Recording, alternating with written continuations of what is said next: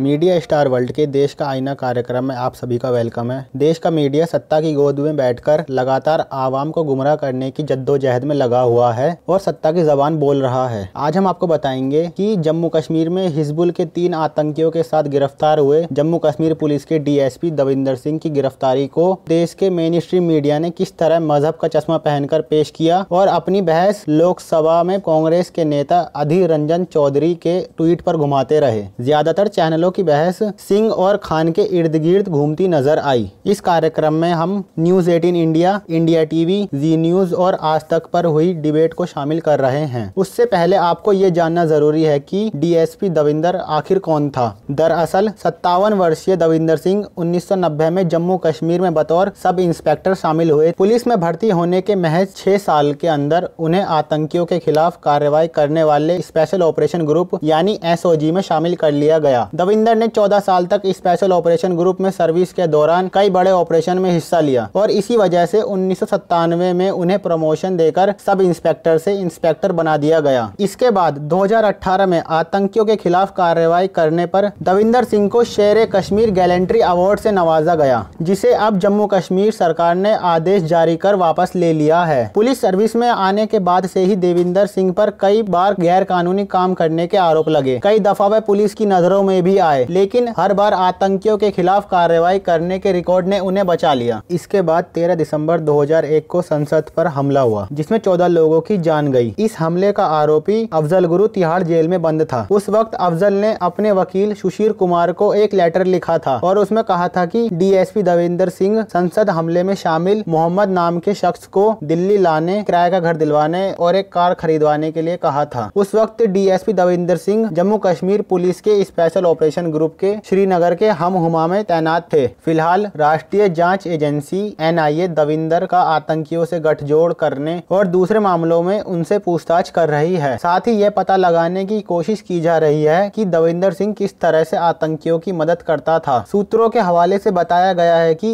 Air force की intelligence wing भी इस मामले की जांच कर सकती है, क्योंकि डीएसपी एयरपोर्ट पर एंटी हाईजैकिंग विंग में तैनात थे। इस वजह से सुरक्षा संबंधी मामलों पर उनसे पूछताछ की जा सकती है। अब आपको दिखाते हैं कि देश के मेन स्ट्रीम मीडिया ने इस पूरे वाकयात को कैसे पेश किया। आइए सबसे पहले न्यूज 18 इंडिया पर अमीश देवगन के आर पार कार्यक्रम के बारे में बताते हैं, जहां उन्होंने अपनी बहस की शुरुआत कांग्रेस नेता अधीर रंजन चौधरी के उस ट्वीट से की, जिसमें उन्होंने लिखा था कि कुलगाम में हिजबुल आतंकियों के साथ गिरफ्तार हुए डीएसपी दविंदर सिंह की जगह दविंदर खान होता तो आरएसएस वाले इस मामले को जोर शोर से उठाते। देखिए, जब उन्होंने कहा कि आतंकवाद को धर्म से जोड़कर यानी सिंह और खान के नाम पर कांग्रेस अपना वोट बैंक ढूंढ रही है। आतंकवाद को धर्म से जोड़कर देखना देश को बांटने जैसा है, क्योंकि सिंह और खान के नाम पर कांग्रेस अपना एंगल ढूंढ रही है, असल में अपना वोट बैंक ढूंढ रही है।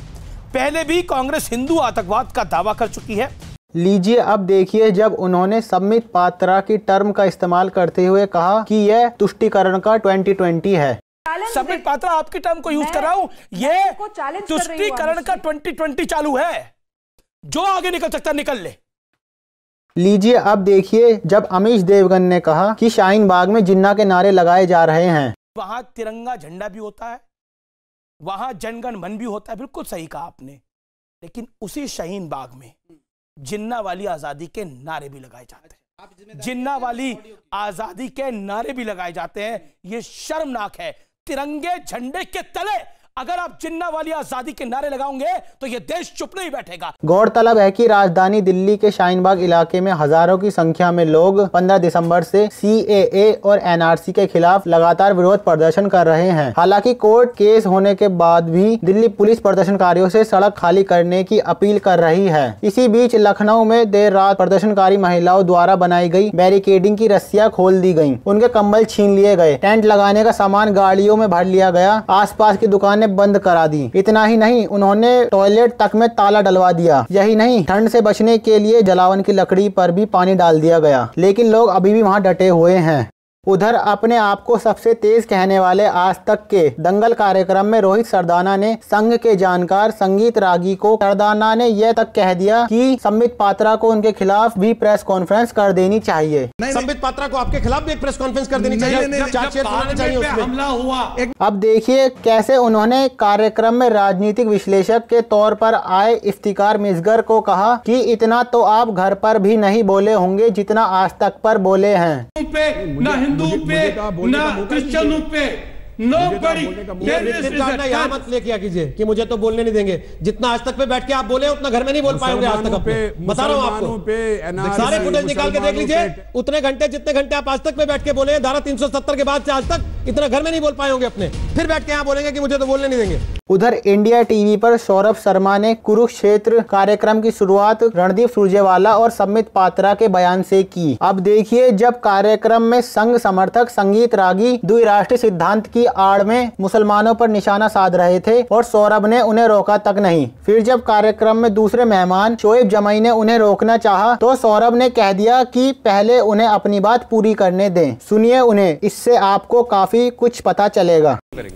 देखिए मेरे लिए तो ऐसी यदि ये लॉजिक लाया जाए तो मेरे लिए तो सारे मुसलमान आतंकवादी और गद्दार थे जिन्होंने महात्मा गांधी की इच्छा के विपरीत इस देश का विभाजन धर्म के नाम पर किया, और वे सारे लोग इसके हिस्सेदार हैं जो आज पाकिस्तानियों को इस देश में फिर से बसाने की मुहावत कर रहे हैं। सावरकर भी आतंकवादी थे क्या? मैं हस्तक्षेप नहीं किया।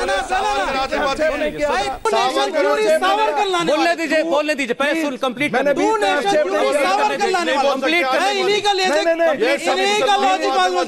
अरे इनको माफी मांगनी चाहिए। अगर सावरकर 12 साल पहले टू नेशन देश की यहाँ से बंटवारे का स्रोत है। इतना बोलने का अधिकार आपको है, इनको भी है ना? बोलने का अधिकार इनको भी उतना ही है कि नहीं है? उधर जी न्यूज पर ताल ठोक के कार्यक्रम में अमन चोपड़ा ने कहा कि अगर खान पकड़ा जाता तो कांग्रेस का कलेजा मुंह आ जाता। देवेंद्र सिंह के पक्ष में बीजेपी, आरएसएस, आपका मेरा एक बयान नहीं होगा, लेकिन कोई खान पकड़ा जाता है ना, फौज उतर जाती है बचाने के लिए। सुनिए, चाहे बुरहान वानी हो, चाहे मन्नान वानी हो, चाहे अफजल गुरु हो, इसके अलावा चाहे याकूब मेमन हो, कोई खान पकड़ा जाता है ना तो आप लोगों का कलेजा मुंह को आता है। सिंह पकड़ा गया, कोई भी नहीं बोला। आपने देखा देश के मेन स्ट्रीम मीडिया का क्या हाल है। मजबूत लोकतंत्र के लिए मजबूत मीडिया होना बहुत जरूरी है, क्योंकि मीडिया को लोकतंत्र का चौथा स्तंभ कहा जाता है। मीडिया को चाहिए कि वो हर सतह पर बुराइयों को खत्म करे। इससे न सिर्फ मुल्क और समाज को नुकसान होगा, बल्कि आने वाला वक्त भी देश के लिए नाकामियों से भरा होगा।